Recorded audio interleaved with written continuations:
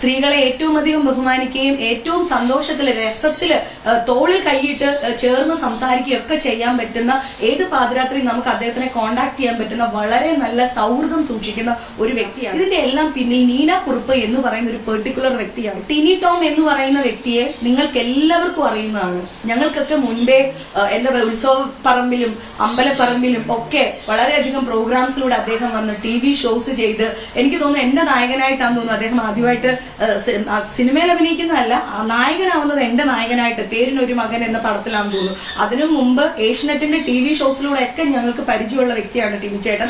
ടിനി ടോം എന്ന് പറയുന്ന വ്യക്തിയെ നേരിട്ട് അറിയുന്ന എല്ലാവർക്കും അറിയാം, അദ്ദേഹം ഇത്തരത്തിലൊരു പരാമർശം നടത്തുകയോ ഇങ്ങനെ ഇടപെടുകയോ ചെയ്യുന്ന ഒരു വ്യക്തിയല്ല.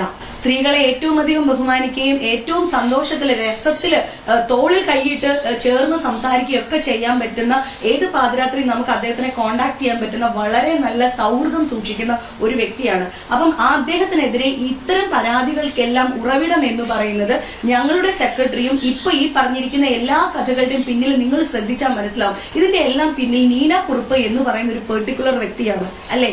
നീന കുറുപ്പ് പറയുന്നത്, ജിഹാദി എന്ന് നീന കുറുപ്പ് പറയുന്നത് അൻസിബ ഹസൻ കേട്ടു എന്നാണ് അൻസിബ ഹസൻ പറഞ്ഞിരിക്കുന്നത്. അൻസിബ ഹസനോട് ടിനി ടോം പറയുന്നത് അൻസിബ ഹസൻ കേട്ടിട്ടില്ല, ഈ നീന കുറുപ്പ് പറഞ്ഞത് കേട്ടു എന്നാണ് പറയുന്നത്.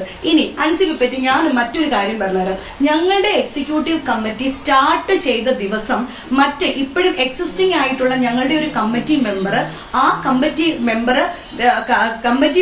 മറ്റൊരു മെമ്പർ, അതായത് ഇപ്പൊ പുതിയതായിട്ട് ഞങ്ങളുടെ പിന്നെ ഭരണസമിതിയിലേക്ക് വന്ന ഒരു എക്സിക്യൂട്ടീവ് കമ്മിറ്റി അംഗവും ചേർന്ന് വേറൊരു കമ്മിറ്റിയിൽ ഇല്ലാത്ത മറ്റൊരു ഞങ്ങളുടെ പിന്നെ ഒരു അംഗത്തിന്റെ അടുത്ത് ഈ കുട്ടിയെ പറ്റി അവിഹിത കഥകൾ പറഞ്ഞു എന്ന് പറഞ്ഞിട്ടാണ് Day 1, അതായത് ഫസ്റ്റ് EC അൻസിബ ഹസൻ സ്തംഭിപ്പിച്ചിട്ടുണ്ട്.